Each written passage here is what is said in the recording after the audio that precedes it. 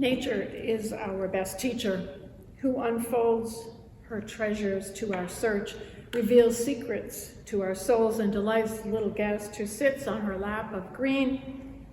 The earth is enchanted ground, the grass a cover of green jewels, endless growth renewed again as life and spring season begin anew. Now, I wrote that poem a few years ago when spring season seemed far off. I have memories of seeing the first shoots of green bursting forth from the garden and ground, and then snow dumped its heavy weight upon the earth, and the treasure of spring and promise of renewal seemed to be buried deep. But just as the Easter story speaks of birth and rebirth, of life triumphing over death, Mother Nature revealed her treasure once again, and hope filled my soul. What is it of the Easter message that speaks to us? Is it hope, rebirth, the opportunity to begin again, the splendor of life and the awe of living? Yeah, I suspect that's so. Awe, splendor, hope, and beginning over, a universal message that speaks to us. On Sunday, April 5th, 1992, 29 years ago tomorrow, I was ordained into the Unitarian Universalist ministry. This followed a little over 3 years of theological school, and an internship, and a commitment to a great unknown. Now, my life until 1988, work-wise, had always been interesting and full, and my career path was in alcohol, drug treatment, and human services. Entering the ministry was a long buried dream and a mystery to be revealed. And speaking of mysteries to be revealed, I've been thinking about Easter and attempting to make sense out of the event for sermon messages all those years ago.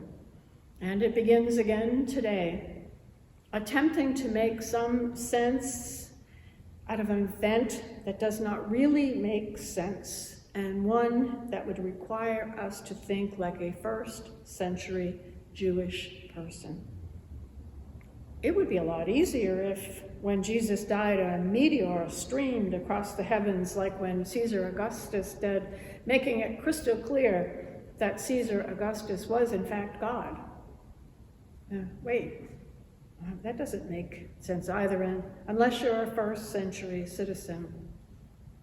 Well, maybe if there was a constellation or star appearing in the heavens named Christos or Jesus, like some of the other gods and goddesses visible in the heaven, well, that would make sense. Now, the only chance that that's going to happen if someone buys a star and names it Jesus or Christos or Jesus the Christ. But today, I am going to try to find another way of looking at the story. You sure have to admire a story that keeps you working to find its meaning year after year after year, don't you? I mean, my very short span of researching this story is really meager in terms of the thousands of years already racked up trying to unpack, interpret, and understand this richly meaningful, mythic story, Easter. My mother said very little about my going to theological school at age 40. She actually thought it a bit silly that I would rack up debt and sell hot dogs and ice cream at a roadside shack from a New York-style cart to help sustain the family while I did something as impractical as get a master's in divinity. Life was tough. I knew it was going to be tougher, but I knew I was called to ministry, and I had been for a long time, and I didn't know the way. I had to learn to trust myself and others who supported me and believed in me when I lacked faith and hope. It was oftentimes scary and lonely and full of doubt and fear, and all I could do was just trust that I would find renewal and rebirth in a new career and in a new life path. And today, I do not look back with anything but joy and pleasure and awe. And here I am, 29 years later, still feeling joy, pleasure, and awe, and still seeking answers. Sometimes not just mine, because my mother had a challenge for me of 2 or 3 questions that she wanted to pursue too. One, she wanted to know why the Jews were such persecuted people. 2, she wanted to know what happened that made the Muslim people and the Jewish people such enemies. And 3, find out for me, she said, what really happened on Easter morning and in those days after, when people claimed to see, walk with, talk with, and eat with Jesus. Today, let's look at that question of what happened on Easter morning and in the days after. We are told in all of the Bible stories that women followed Jesus. And during his 3-year ministry, the outcast, the ill, the poor in spirit, and in health also followed Jesus. They followed him right into Jerusalem at Passover time, during what Christians call Palm Sunday procession. And some of the followers stayed with him during that week leading up to his capture, trial, and crucifixion. And most of the men from the inner circle scattered after his arrest, but the women stayed. They were the ones who went to the tomb on Sunday morning. Jesus had died after dusk on Friday. Saturday was Sabbath day, so they could not do what they needed to do to prepare him for burial until Sunday morning, that first day of the week. From the book of Luke, chapter 24, verse 1 through 10.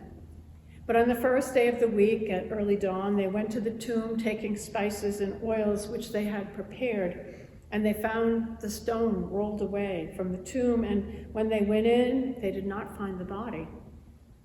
And now it was Mary Magdalene and Johanna and Mary, the mother of James, who probably was also the mother of Jesus, and other women who went and saw the tomb empty, and who told this to the apostles. But these words seemed as an idle tale, and they did not believe them.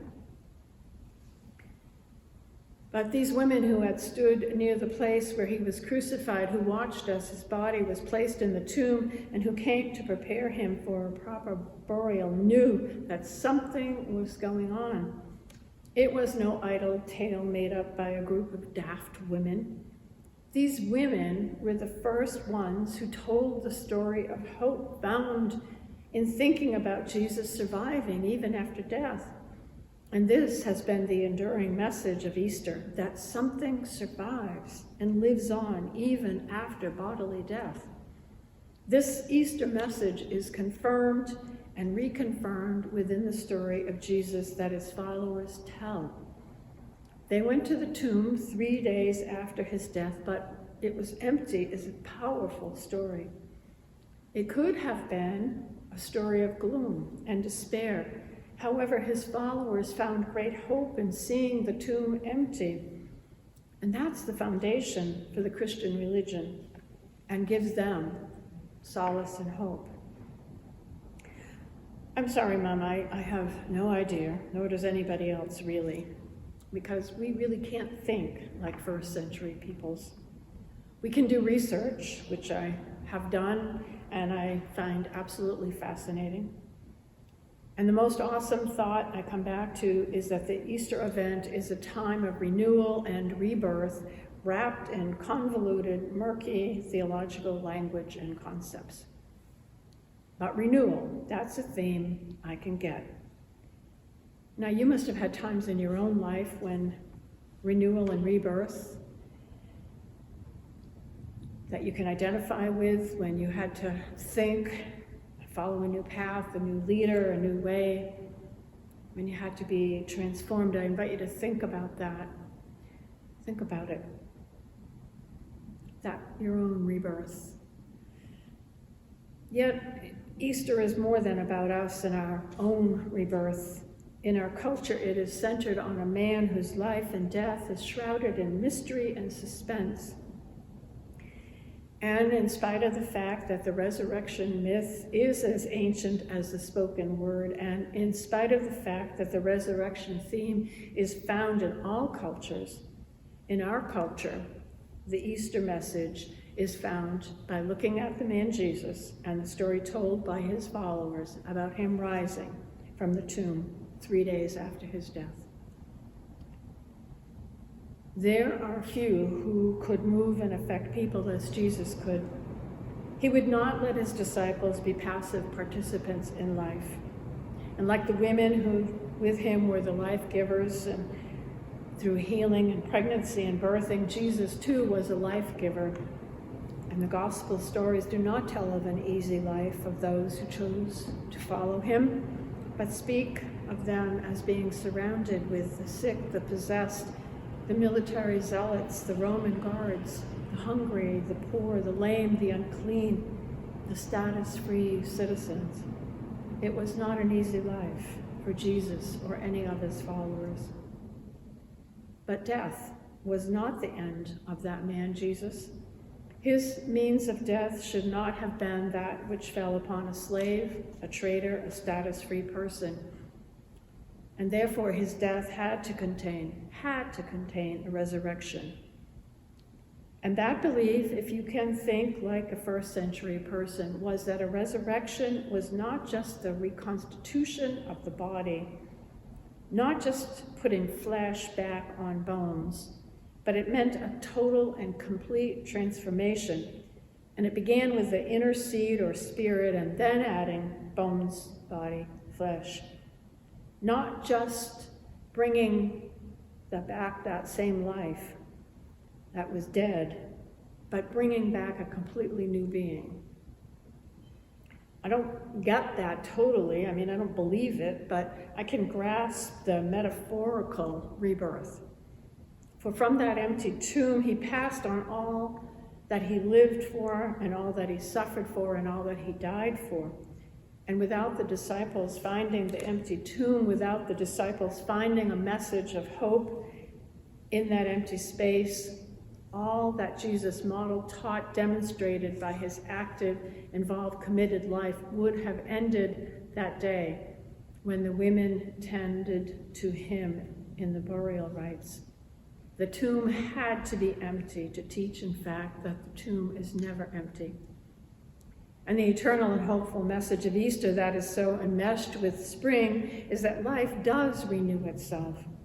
The cycle of life and death to life again is a universal theme reflected in all cultures, all stories, all times. We see an empty place, an empty tomb, and we fill it with messages and images of love, light, hope.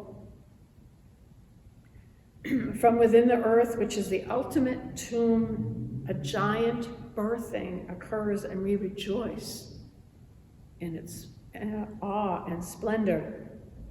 And that unfolding of the treasures gives us meaning and reveals a universal secret to our soul. A secret? That life is often full of transformative resurrection moments which bring a message of hope. This message of renewal is passed from one to another through sharing, loving, being prepared to carry on when others are no longer here in the visible space. This is what has always been the deeper meaning behind the Easter story. It is not bringing something dead back. It is the possibility of transformation, of seeing into the spirit of life and the spirit of love that knows no bounds. It is deep soul work, deep spiritual changes, deep and meaningful social, psychic, spiritual changes. So, dear Mother, I do not yet have a message to your question, what does Easter mean? But each year I get a little deeper into the implications, and then one message still rings clear. One message that I can live with is knowing that Jesus, who promises hope and transformation, spiritual and worldly, was there for his people and helped them continue on. So may you too find purpose, seeing beyond the emptiness into the fullness of life, and may you find the strength to go out and be the transformative power of love. And the people said, Hallelujah, and the people will sing, Hallelujah. Blessed be.